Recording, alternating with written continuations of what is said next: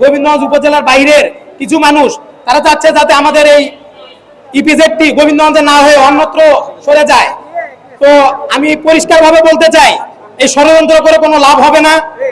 আমাদের কোটি যাক মামলা করুক, কিন্তু তারা কিন্তু মামলা করতেছে না, তারা শুধু এখানে বক্তব্য দিচ্ছে, এখানে লিজ বাণিজ্য করে যাচ্ছে। তারা আসলে এই নেতাদের বিরুদ্ধে ব্যবস্থা প্রশাসনকে নিতে হবে। আমরা গোবিন্দগঞ্জের সচেতন মানুষ রয়েছে, আমরা গাজীপুর থেকে যারা এখানে বসবাস করে গাজীপুরে অবস্থানরত, আসলে আমাদের দূরে থেকে চাকরি করতে অনেক কষ্ট হয়। আমাদের এলাকায় একটা কর্মসংস্থান হোক, ইপিজেড বাস্তবায়ন হোক, এই লক্ষ্যে আমরা এই মানববন্ধনটা আয়োজন করেছি। আপনাদের মানববন্ধনটা কি শুধু এখানেই অস্থির থাকবে না সারা বাংলাদেশে মানববন্ধন করার?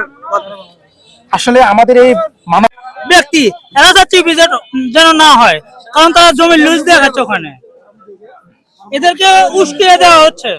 আর আমরা যারা এখানে গাজীপুরে আছি, আমাদের যদি গোবিন্দগঞ্জ ইপিজেডটা বাস্তবায়িত হয়, আমরা ইতিমধ্যে দেখতে পাচ্ছি সময় টিভিতে একটা নিউজ করা হয়েছে, ওখানে নাকি আদিবাসীরা পাহাড়ে ছিল।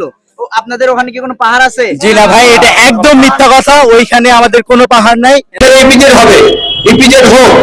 1872 একর জমি আছে ওখানে। তো এখানে শুধুমাত্র ইপিজেড করতে লাগবে কত? 1000 বিঘা জমি বা 13000 বিঘা জমি, আরো কত বিঘা জমি থাকে আমরা যাই হোক। তো এখন আমরা যেটা চাচ্ছি সেটা হচ্ছে এই সামান্য যে কনস্পিরেসি যেটা হচ্ছে এটাকে মিটিয়ে ফেলে। তো কয়েক বছর যাবত এই রংপুর ইপিজেডকে নিয়ে কিছু কুচক্রী মহল, কিছু সন্ত্রাসী, ভূমিদস্যু, মাদক ব্যবসায়ী, যারা প্রতি বছর এই রংপুর সুগার মিলের 1842 একর জমি বিভিন্ন টাকার বিনিময়ে বিভিন্ন ব্যক্তির কাছে লিজ দিয়ে তারা বছরে প্রায় 15 কোটির কাছাকাছি টাকা সংগ্রহ করে। বিভিন্ন দেশীয় অস্ত্র নিয়ে তারা মহড়া দিচ্ছে, তারা গোবিন্দগঞ্জবাসীকে হুমকির মুখে ফেলে দিচ্ছে আর কি। তো আমরা শান্তিকামী মানুষ, সাঁওতালরা আমাদের শত্রু না। সাঁওতালরা ওরাও গোবিন্দগঞ্জবাসী, আমরাও গোবিন্দগঞ্জবাসী।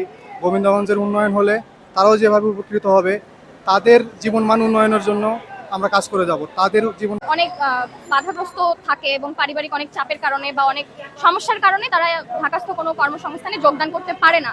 সেক্ষেত্রে যদি এই ধরনের একটি সরকারি প্রকল্প আমাদের নিজের এলাকায়, নিজের অঞ্চলে যদি বাস্তবায়িত হয়, সেক্ষেত্রে দেখা যাবে শুধুমাত্র নারী না, সাথে পুরুষ সবাই মিলেমিশে আমরা একটি কর্মসংস্থানের ব্যবস্থা করতে পারবো এবং সেই জায়গা থেকে দেখা যায় যে আমরা স্বাবলম্বী হয়ে উঠতে পারছি এবং আমরা শিক্ষিত বেকার আর থাকছি না। মাদক দ্রব্য থেকে শুরু করে যে কোনো অপরাধমূলক কর্মকাণ্ড থেকে অনেক এগিয়ে যাব এবং অনেক উন্নত হবে।